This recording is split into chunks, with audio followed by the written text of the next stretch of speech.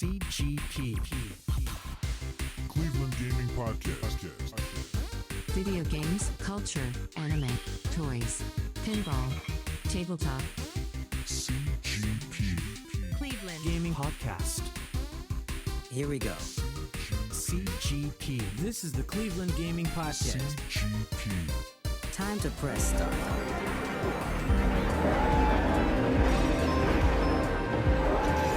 What's up, fellow nerds, gamers, and everyone in between? You are listening to the Cleveland Gaming Podcast, the best podcast in all the land about video games, and by land, of course, we mean Cleveland. My name is Corey, program director, MC of the main stage, number 3 on the leaderboard, because guess what?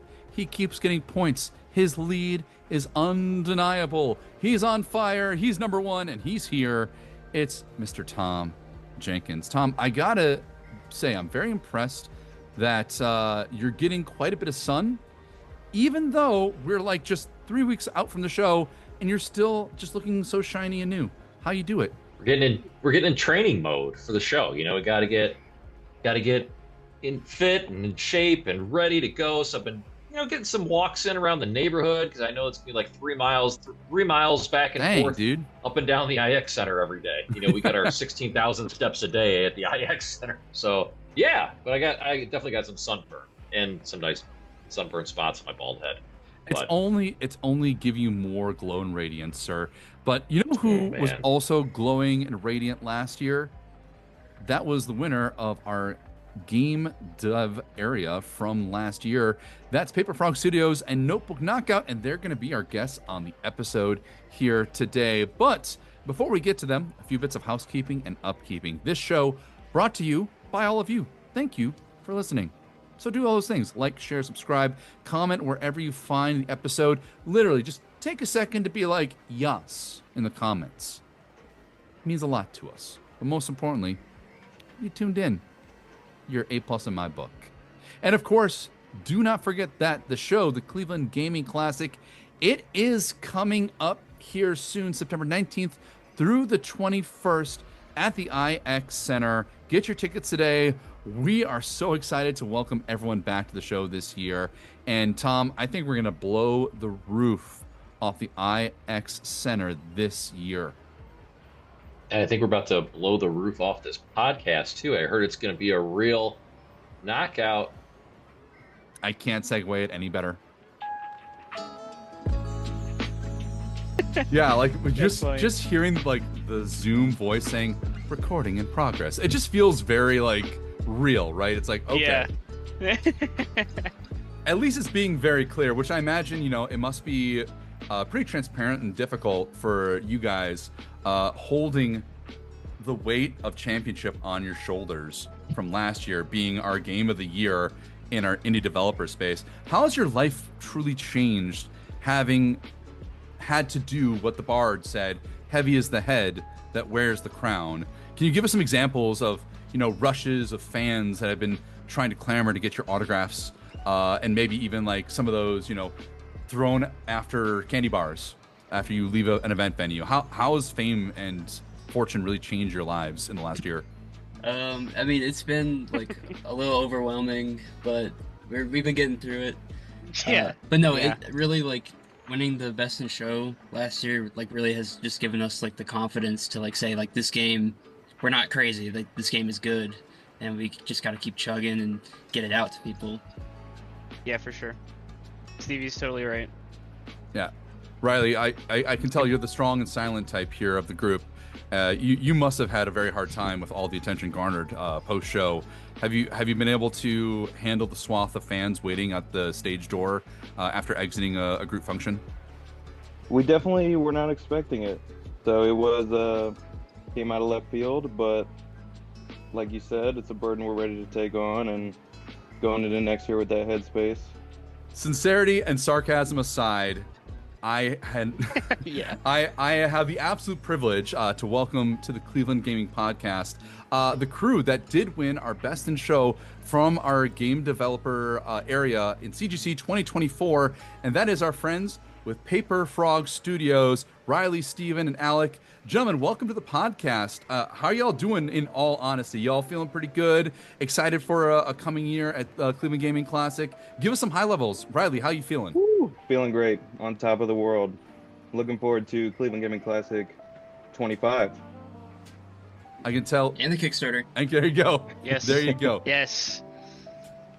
Can't wait to get the game back in people's hands. It feels like it's been forever since we made a convention appearance. So we're starting off strong with you guys and the Kickstarter and everything. So it's exciting. It feels like we're getting back on the horse. That's exciting. The Kickstarter is live and is starting to roll out. We're starting to get some traction, feeling good about that. It is quite a love effort to be able to get one of those things out there on the platform. How has that been for you? Yeah, we didn't realize that hardest part about making a game would come after it's already done, and we just have to tell everybody about it. Yeah, for sure. Spreading the word is the hardest part. I'm sure you guys are familiar with getting social media stuff off the ground. It's not easy. Been there, right? Still there, right? Nope. Honestly, it never stops. I mean, you need to do it, and that's what's great about all these things. Like you said, getting it in the hands of people and letting them play it, getting playtesting feedback, spreading the word, having people share that experience. That's how you do it. So it's all in the hustle. I love interacting with the community and playing with people, but I think the fourth member of Paper Frog Studio is going to be a dedicated social media manager. Oh, yeah. Because we're trying our best. We're not there. Our brains aren't there. TikTok, no. No. Completely fair. Honestly, as someone that worked in entertainment for years, it's just like going out there, putting a product out on the stage and having people be engaged and entertained. Getting people to the stage is a much larger task. Right. And Tom, we're not a firm. We're just a family doing things. So it can be difficult to shoulder some of that stuff, but marketing being half the battle, the other half, of course, showing up like you guys have done here on the podcast, and anyone that shows up on the podcast, we have to ask the important question, what are you playing right now?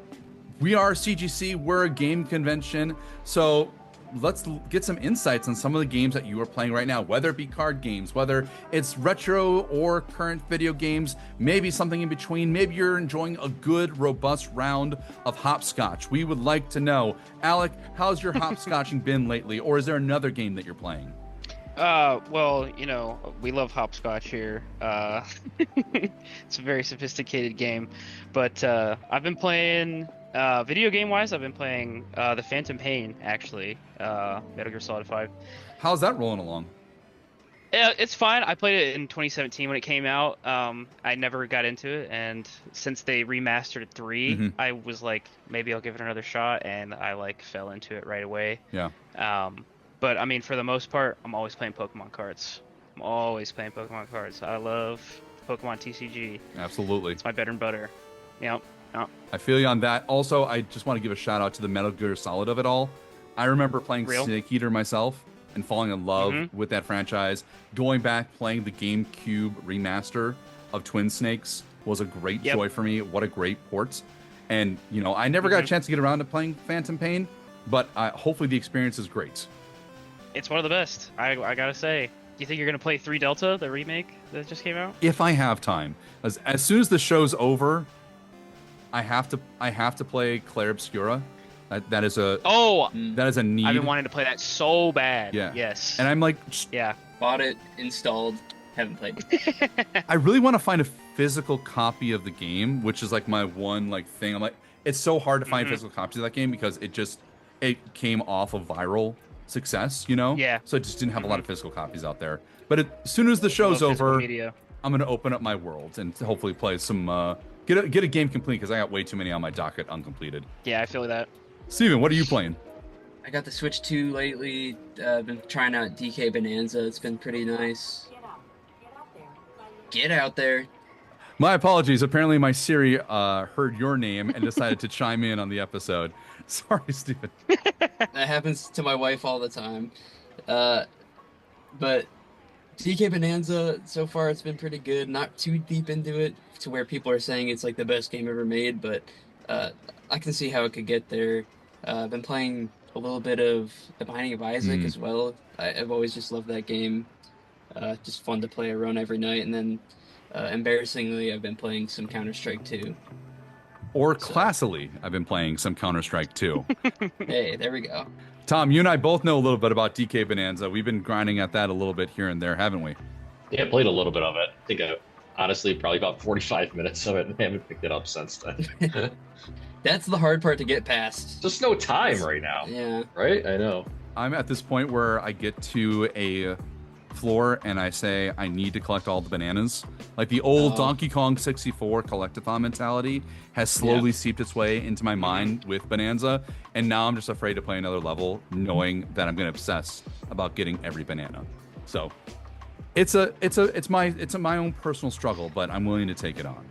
We'll go crazy trying to do that.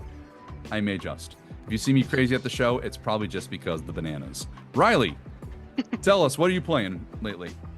These two guys recently have got me super deep into Balatro.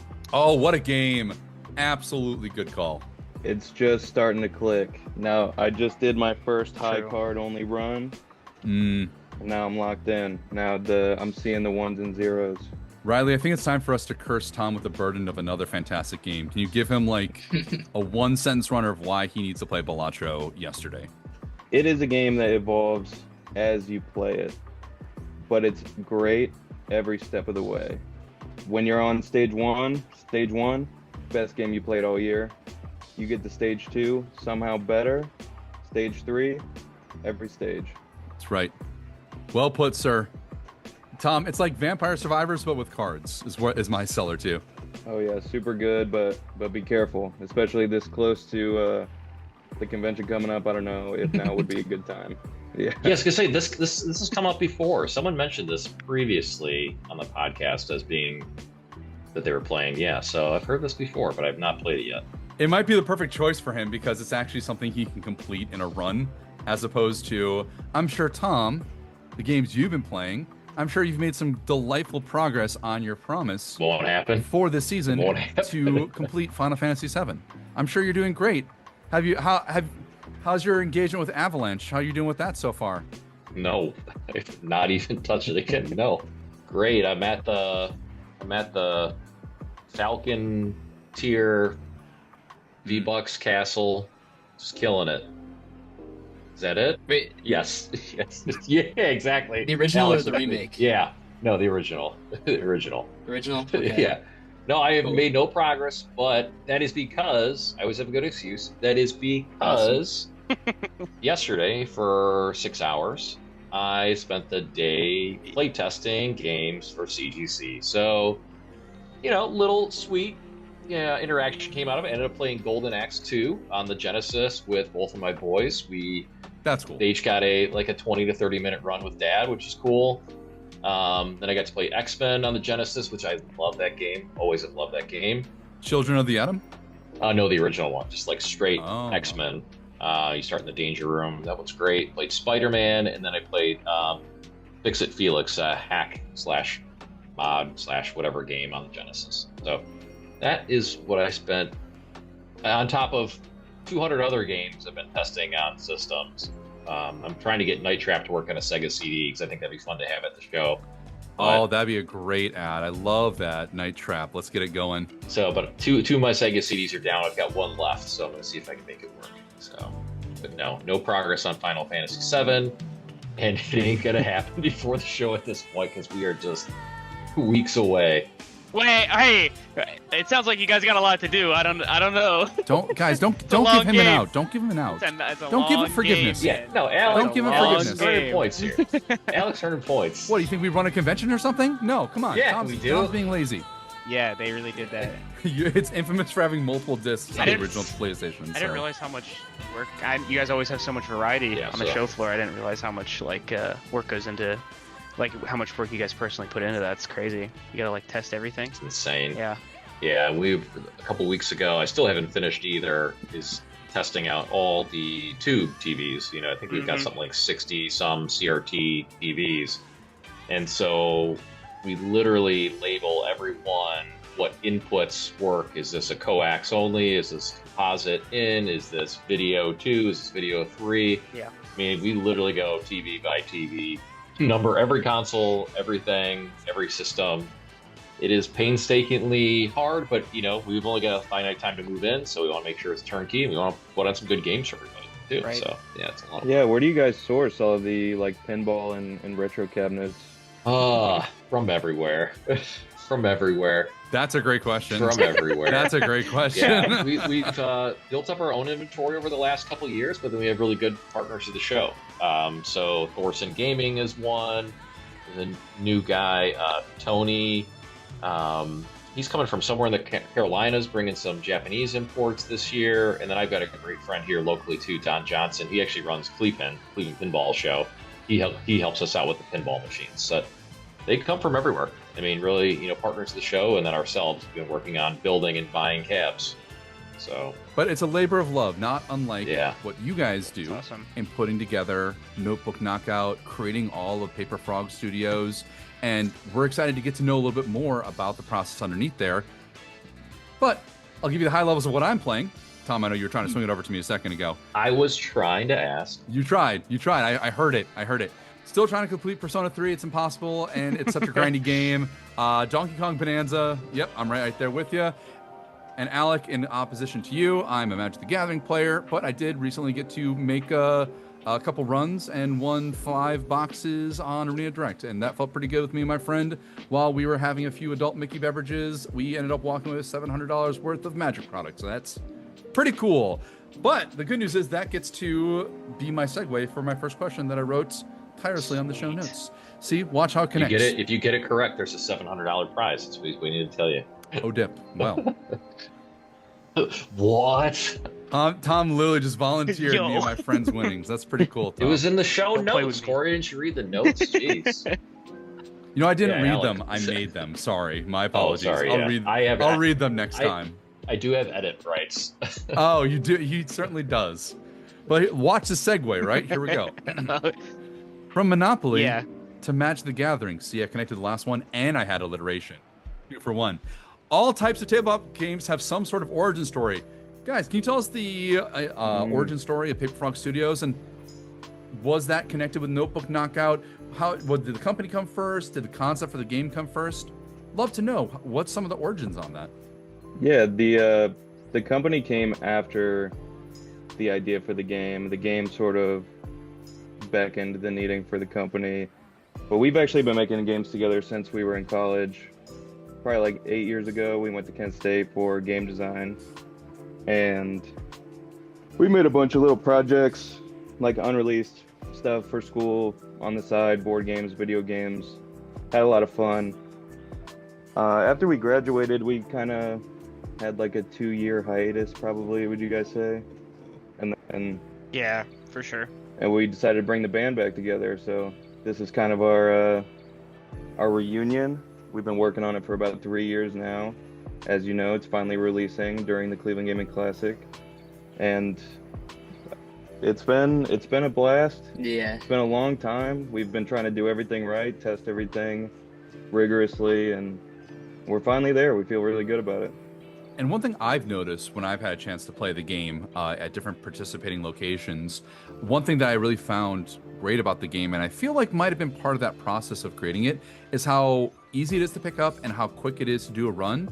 And any kind of basic understanding of game mechanics can get you right into it.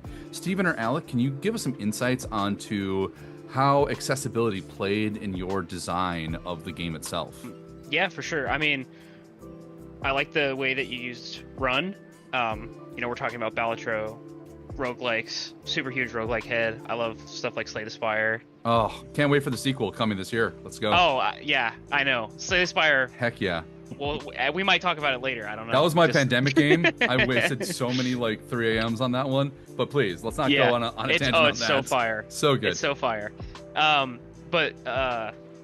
So we're heavily inspired by roguelikes and the idea of picking something up with very little explanation, diving into it, letting yourself experiment with the game, and coming out the other end of a 15-20 minute experience being I want to do that again, or I want to run another one now that I understand the game or like, you know, I'm interfacing with the mechanics for the first time. The second time is going to be even better. The third time is going to be even better. I want to become like a master at this game, you know, like I want to learn all the ins and outs and the little crevices and creaks and mechanics and styles and stuff like that. So the main design philosophy that I think we always have is like, keep it simple, but keep it like the ceiling should be high, you know, like the level of entry is low, but the skill ceiling is whatever you make it.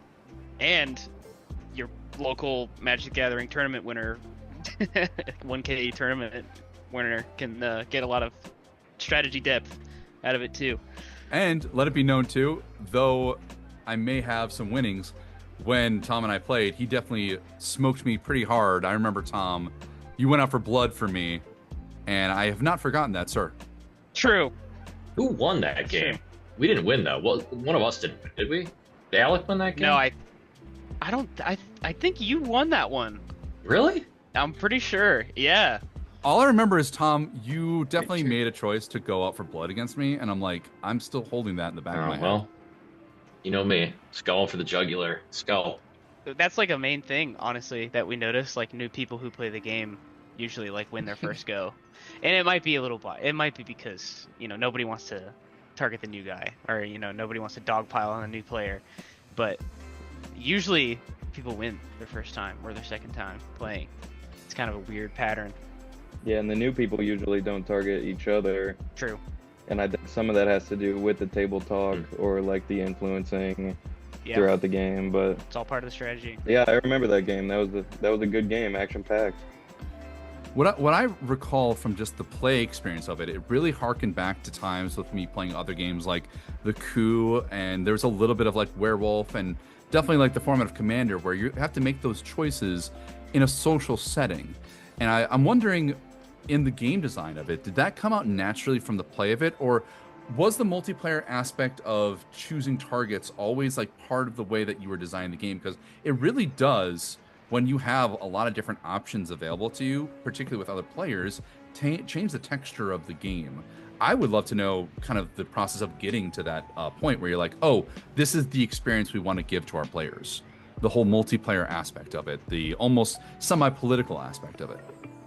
I mean, I'm talking a lot, but I've definitely heard our game compared to Coup before. Every time I talk to like a guy who runs the board game shop, he's like, "Oh, it's but Coup." Way more intricate to me. To me, has like a lot more reason to like dive into more games, learn more about the mechanics, so that you also have that level of, I know the game and I have the skills to win, but then there's also that social element that can balance it out. Like, that's what really fascinated me about the play experience. Yeah, that kind of came naturally as we play tested more, I think. This sort of like poker kind of aspect to it, where you're like trying to read your opponents. Because no one is ever really telling you what you should do or what the best scenario is.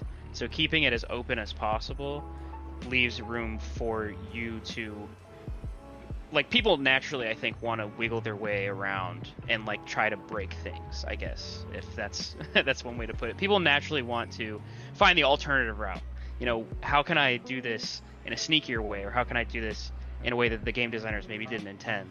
And like opening things up so people can do that kind of stuff. I mean, Riley knows, we've like play tested the game and someone's tried to do something, and instead of being like, no, you can't do that, or instead we're like, actually, let's change it so you can do that, because that's way cooler. Oh yeah, we had an example at a convention of someone. There's a trophy equipment card in the game called the Champion's Belt, and originally if you were targeted directly with an attack, you would deal extra damage.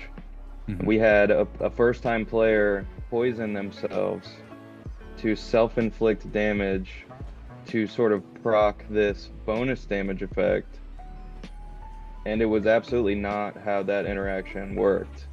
But it was so cool that I leaned over and was like, we have to change the game to make that work, because that's just like interesting play. Like, you never want to tell your exploring players that they can't explore or try new things. Like, and that happens all the time. Like with with playing it pretty much nonstop for 2 years, so many things came up that we would have never thought of, that are genius strategies or interactions, or some of them were like, oh yeah, that's probably like a game-breaking interaction that we actually have to change. But yeah, definitely the social aspect has been a huge part of the journey that we've leaned into, and the expansion that's coming out in the Kickstarter has pirate cards that actually lean into table talk of like, there's a flamingo flintlock pistol that if your target heals, you deal extra damage, but there's also a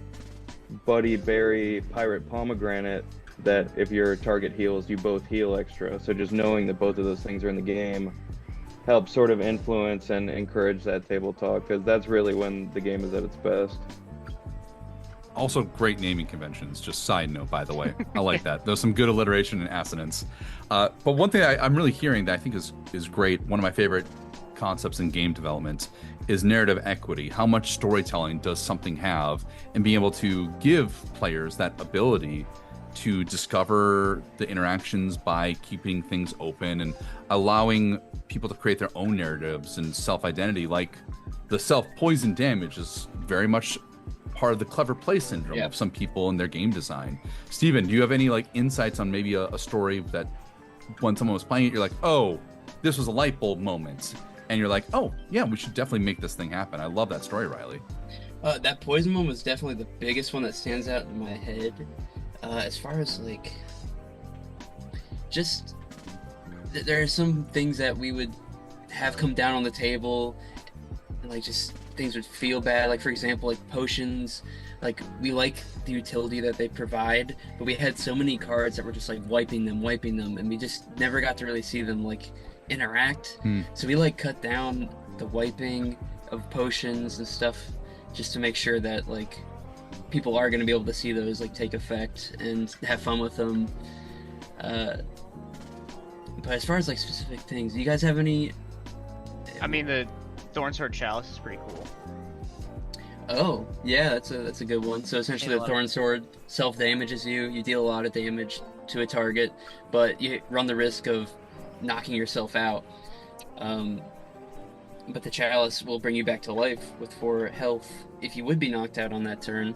But I hear like the underneath of it all, the subtext of these cards, finding ways to interact with them, seems to be like a sense of community that you have found in playing the game. And I think that's one thing that's really kind of fascinating about the development of this all. And we see you out there at the shows, the different ones that Tom and I have been to. CGC last year, you guys won crowdsourcing for this award because it seems like you really are trying to garner groups of people to interact with these games. So if you could speak a little bit to how community plays into this game design and maybe how it's working on the Kickstarter. We'd love to give some insights on the whole community around playing and how it came to shape some of the other designs and the ways that you're marketing, approaching the game, and trying to make it appeal to a wide array of audiences.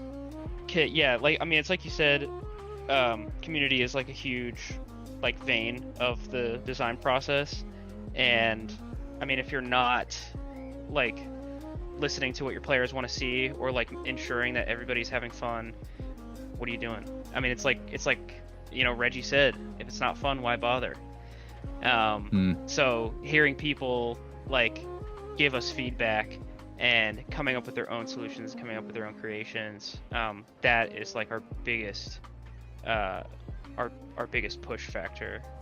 So like that when you get people who like the game, they love the game. Like it you know, we want you to feel the hooks, right?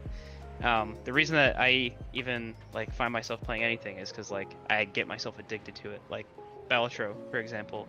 I mean, I pulled up to play a run for the first time, and now it's the only thing I can think about. It's the only thing I'm playing because it feels like the designer had me in mind, or like someone like me who wants to interface with the game in a creative way. So a lot of the design is very like fluid with the community. We want to like put those hooks in people because like that's what I like to see. You know, you get the hooks in you and it's like, oh, what am I going to do next? I mean, I hear people, that's the thing that gives me the most confidence. I hear people all the time when we're done playing the game, they're like, when can I get it? I can't stop thinking about combos I want to do. I can't stop thinking about how this card would interact with this card, or if my friend would stop me if I try to do this, or if I could trick him. Like, yeah, it's the game design and the community, I think, are one and the same, and they add and subtract to each other a lot. I love that insight. And Tom, I don't know about you, but I really enjoy the aesthetic of the game itself, the whole notebook of it, the whole sketch art. I mean, that drew me to it. Don't you think, Tom? Yeah, I agree. I actually still have the cards you guys gave us and some of the stickers I gave to my boys when I came home as well. And I remember them fighting over these stickers. So I think but that right there, right? I mean, it's like the simplest things. And if that draws a new player in and some curiosity and some desire to pick up or educate or learn something about this new game, like, here you go, right? So yeah. I love it. It's super fun. And your guys' art, your guys' art design and style. I mean, I checked out the Kickstarter. It is so rad. It's really cool. So be really proud of yourselves. You can't even imagine how long a lot of that's taken. So it's very impressive. Thank you so much. Speaking of hooks and what you were touching on, the characters, I love that like everybody has their like very strong opinions about like who their favorite is, and we really tried to go like in all directions with these characters. Like we have an alien that's a DJ. We have Wizard Lizard. How do I phrase that? I can't spoil too much. But you know, all the characters we tried to like touch base on like something that one person or another is gonna like no matter what kind of deal. We don't want to get too blanket generic, but like I'm really proud of the design for the characters and that it like brings people to the table to come play. Stevie definitely nailed it with the characters have an incredible amount of personality while also being sort of a canvas that anybody I feel like can identify with, and we see that a lot with, we got the community involved a lot in the early game. We did a tier list, and we kind of made this big formula of whatever tier you were in was associated with a certain number, and then we polled everybody who played to kind of rank their characters in a tier list, and we got some really valuable feedback. The alien DJ actually used to just be an alien, and he polled low, so Stevie slapped the DJ turntables on his UFO glider, and all of a sudden he's right there up with the rest of them. The orange character, which is becoming one of the crowd favorites, used to be completely different. It was a robot that definitely had its fans, and but a lot of the characters are a combination of two things, and we found that some of them were just missing that extra pizzazz. But we got the community involved. I can't tell you how many times Stevie had to tirelessly draw all these characters over and over again. He did a great job though, and he definitely nailed it. I can see it coming through in the character design, most assuredly. So I guess I just right there on the shirt that you got there, Stevie. Too bad this is a audio only podcast, but I appreciate the zeal. But what I would love to know is like, how did the whole notebook of it all come? Like, I always find it fascinating, whether it's the top-down design, where it's like we take the whole idea of sketching and the free-flowing thought of character design, like you're sitting in a classroom sketching in the margins, versus, we wanted to create a card game, but we wanted it to be something that felt community-driven and down to earth, while also being that kind of almost, I don't want to call it Lisa Frank, but just like the creativity of like putting these things together. Where did that come from? Was it the notebooks first? Was it the card game that was accessible in a community sense?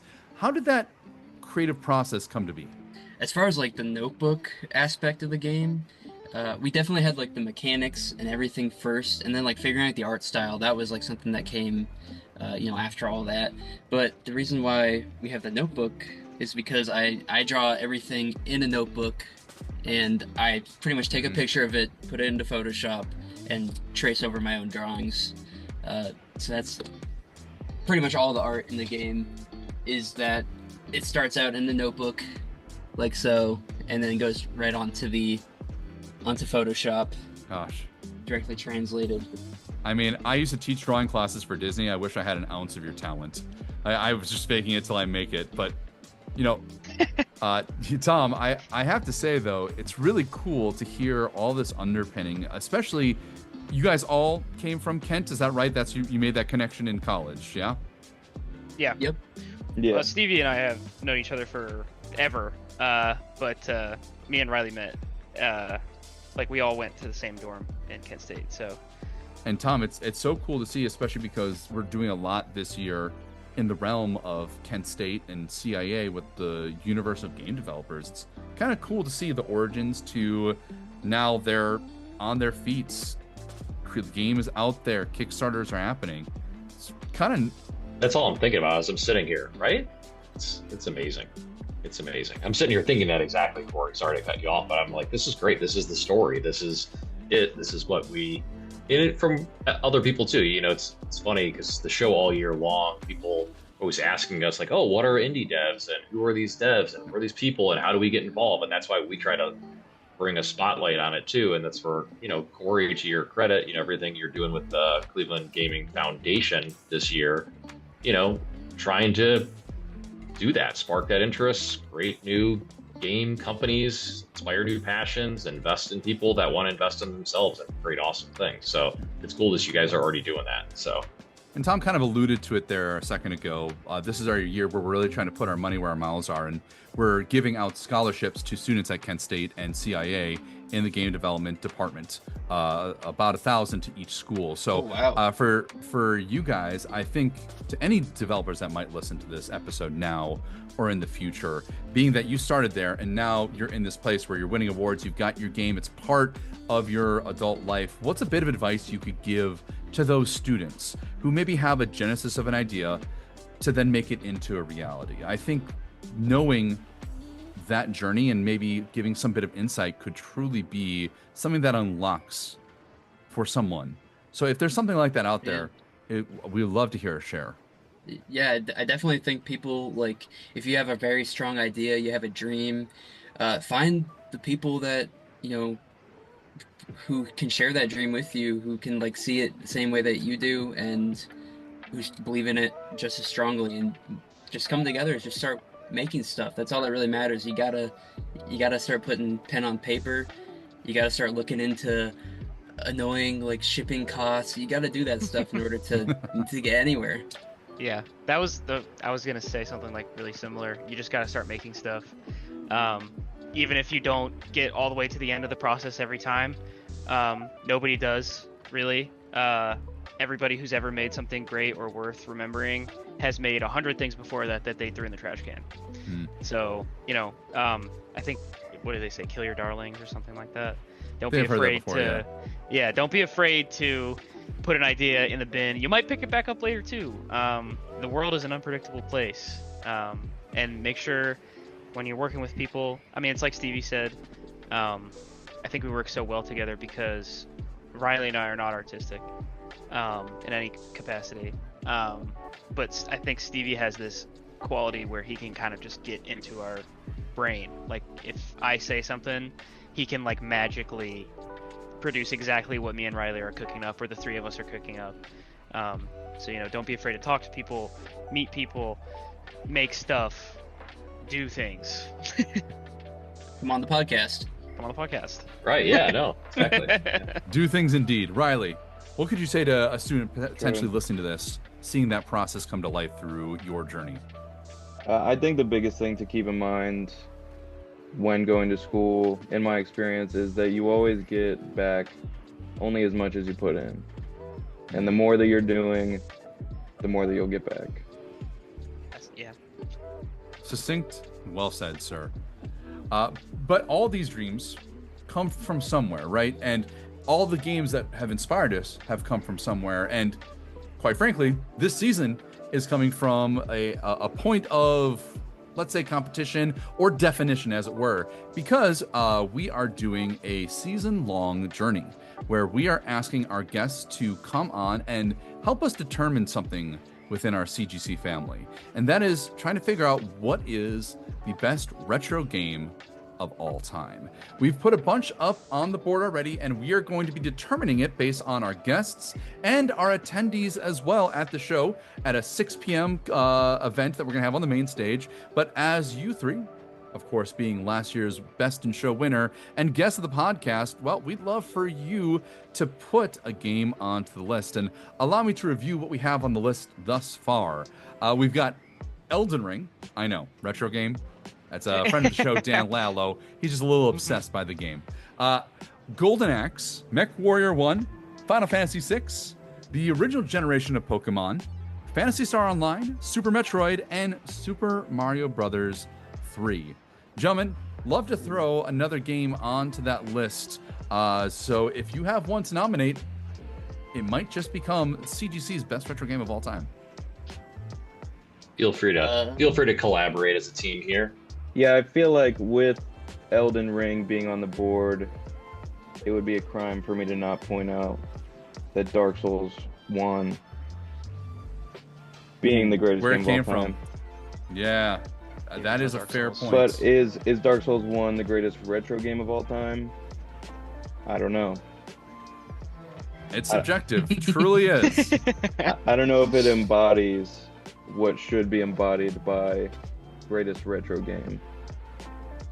You know, we did a entire bit of content where we determined whether or not the Wii was a retro system, and from the hundreds of guests that we had at our booth at the one show that we asked that question, the answer was pretty overwhelmingly yes. So let's say Nintendo Wii or before might be a good place to center retro game. In fact, if you guys each want to nominate one, I can put them all up there. Why not? I'm in charge of the programming. I'll make the choice. Okay. I've been thinking about this a lot. There's a lot of right and wrong answers here. This is a deep question. Well, I know Stevie's favorite game of all time. Definitely. Oh, true. Stevie, you have a solid answer. Wii All right, I'll go ahead. Paper Mario and the Thousand Year Door is the best RPG ever made. Retro. If you want to talk modern, we can say Deltarune, but Paper Mario the Thousand Year Door, it's got the quirky writing, it's just so funny, it has the sad moments when it counts, and the art style is just beautiful, the gameplay is fun, the combat's amazing. 10 out of 10. Perfect. Great choice. Glad it got remastered too, by the way, and it got re-released. Oh yeah, beautiful. Riley, you got one for us? Prior to the Wii, my immediate thought is Halo 2. And I feel so strong about that that I'll just lock it in right now. Yeah, he's crazy. Let's do it. I love it. Strong pick. Tom, your day has finally come. It's no longer Final Fantasy stuff. Halo has made it to the list. Yeah, wow. Alec, you got something to add to us? I mean, I'm racking my brain. I'm thinking of every game I've ever played. It's a heavy decision. It weighs on my mind. This is going to be a controversial. It shouldn't. It's not that deep. It's okay, man. This is a good stall tactic. I'm politicking. Gotta be Sunshine. Actually, Stevie, Tom is really good at calling out stall tactics. He cut me to my point that I was getting to.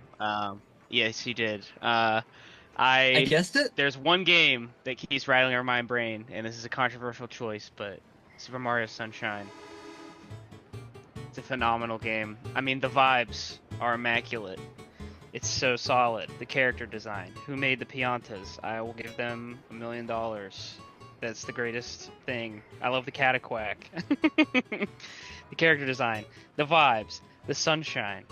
It's fun. It's like, listen, people love Mario 64, and they're going to take that to their grave.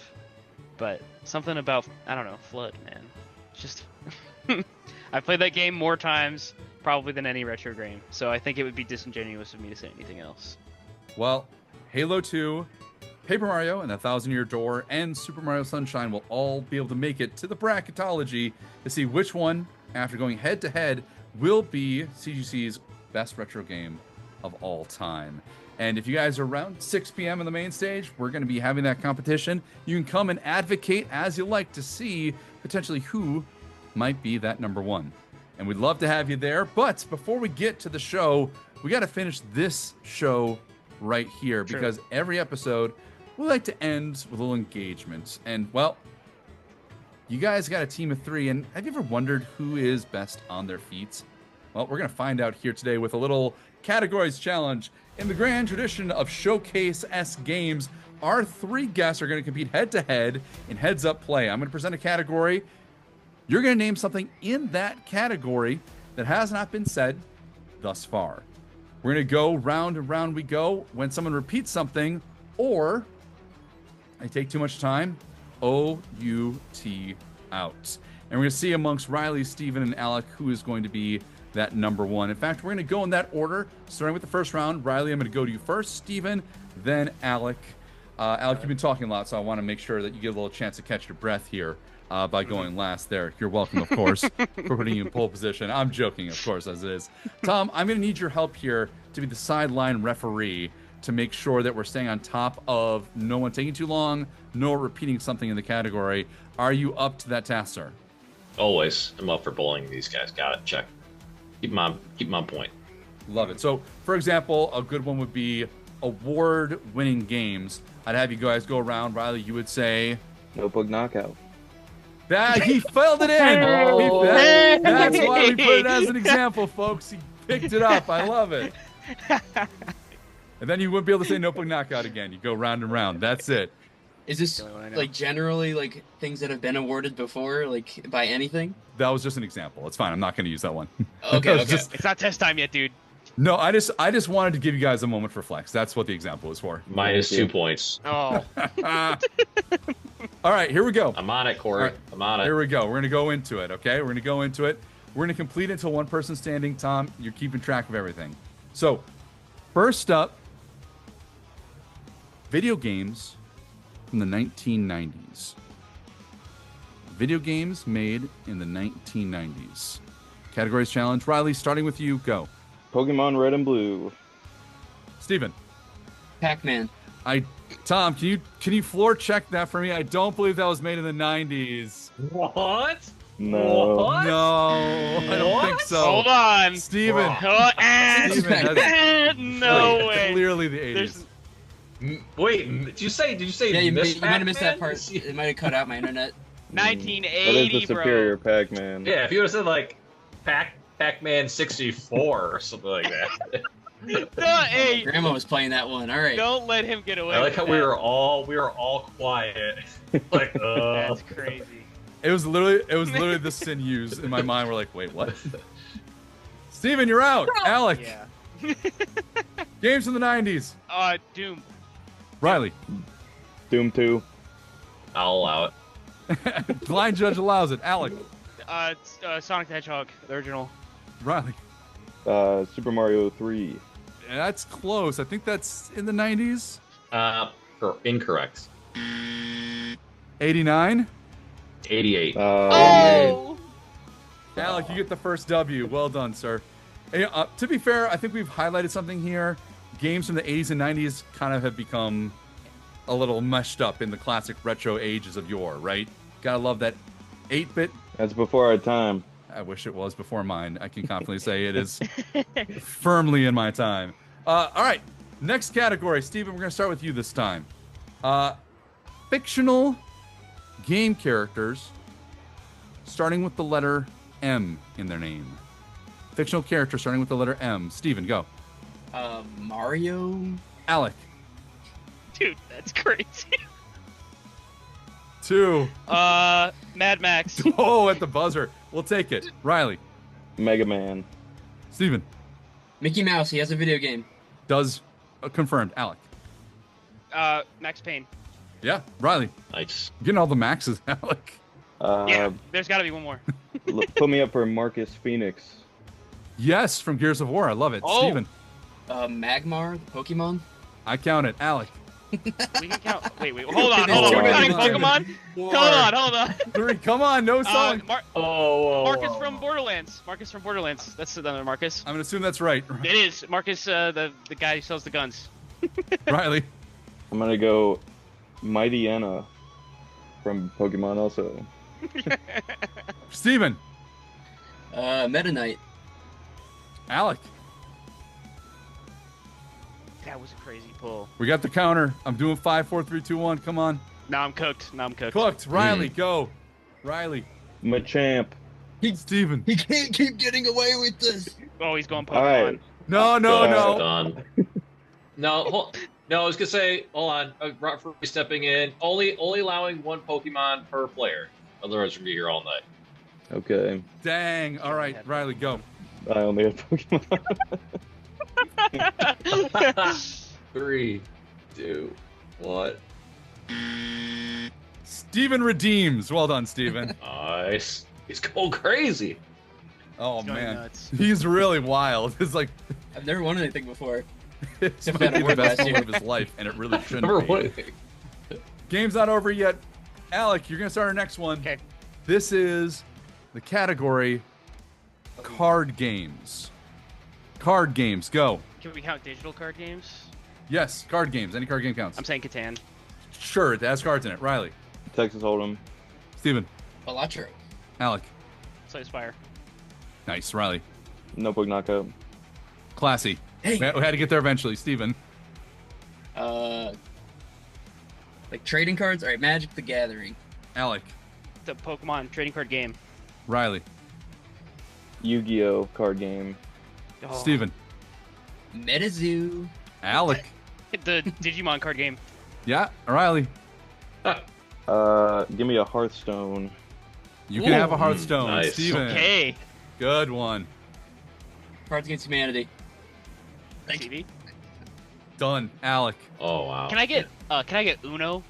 You can get Uno. Heck Riley. yeah. Heck yeah. Yeah. Dose. True. They did make that. Steven.